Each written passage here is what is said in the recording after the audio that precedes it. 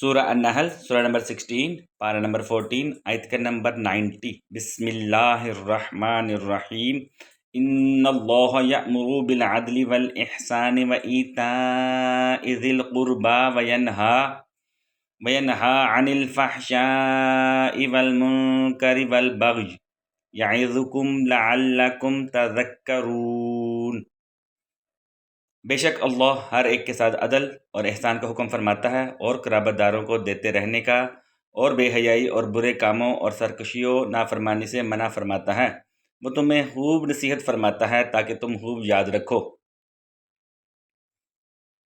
Indeed, Allah commands justice, grace, as well as courtesy to close relatives.